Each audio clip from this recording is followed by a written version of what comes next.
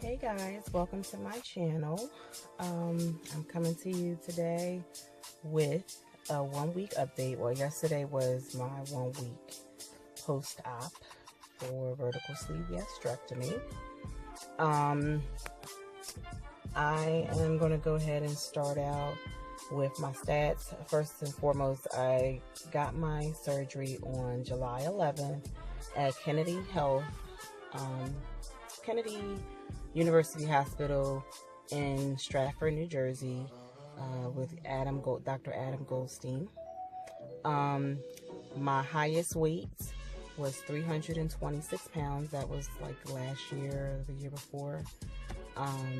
My surgery weight was 295 pounds, and my weight today is 288 pounds. So I have had a 7-pound loss since surgery. I didn't expect big losses because normally when you lose really big in the beginning, it's usually water weight. So I didn't expect, to do like a double-digit loss the first week because I'm on a water pill for my blood pressure. So I feel like, the 7 pounds was a good loss because I feel like that was just straight fat being lost. And I also did test my urine on ketone test strips, and I am in ketosis and moderate ketosis. So I do know that I am in fat burning mode, which is wonderful.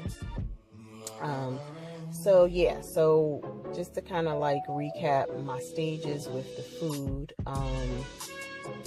I started out obviously with clear liquids like broth, water, obviously, popsicles, stuff like that. It was, I had a very limited, and I still do have a very limited diet and things that I eat. I kind of like stick to the same things. I don't know why, but I do. Then I kind of graduated. I graduated to full liquids, which I'm on now. And I'm doing like strain soups. I've done like New England clam chowder and kind of like mash the potatoes that are in that. And I've been able to, get that down and keep that down pretty good. I've also done tomato basil soup, and I have done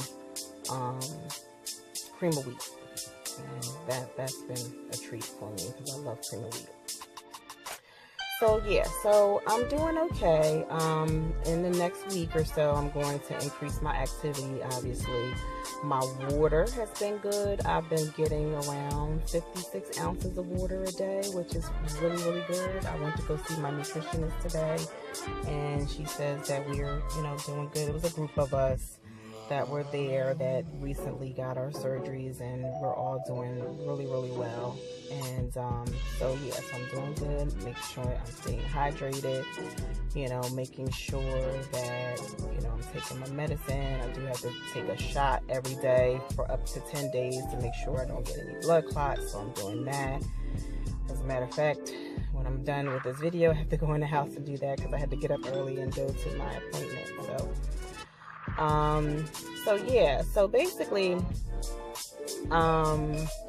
I wanted to just talk about just some of the complaints that I've had, not with my surgery or my recovery or anything like that, with the process in dealing with my surgeon's office. My surgeon, Adam Goldstein, phenomenal. I have no complaints with him at all. He has a great disposition, great bedside manner, great. He's a great surgeon. He came highly recommended, and I had no doubts putting my life in his hands. He's a great surgeon. But I had such a tough process, just time with the office. Nobody was rude or anything like that. The nutrition side was great. They were fine. But when it came to like all of my paperwork, getting when I went for my appointments and everything before I got approved for the surgery, and getting my reports faxed over to my surgeon's office. Like, there have been times like that I would have to have stuff faxed 2 and 3 and 4 times for them to say, oh yeah, we got it. So it was just a long process because there's so many different things you have to do. So if for every single report you have to have the office faxed over 2, 3, and 4 times, that's frustrating. And with me, I was calling them on my lunch break, did you get this? Did you get that? A lot of times I wasn't able to get in touch with someone, and it was just crazy. It was just such a crazy and frustrating process. It was to the point where when it had gotten to the end, I had done everything that I was supposed to do. I was just going back and forth, making sure they got the last couple of reports, and they still would say, oh, we didn't get this, we didn't get that. I was to the point where I was going to start looking for another surgeon because I had everything done. I was like, what if I just go to another surgeon and just have everything sent over to him and give him the opportunity to do the surgery? But I was like, I had come this far with this guy, I didn't want to do that, but it has been such a frustrating process with everything going on.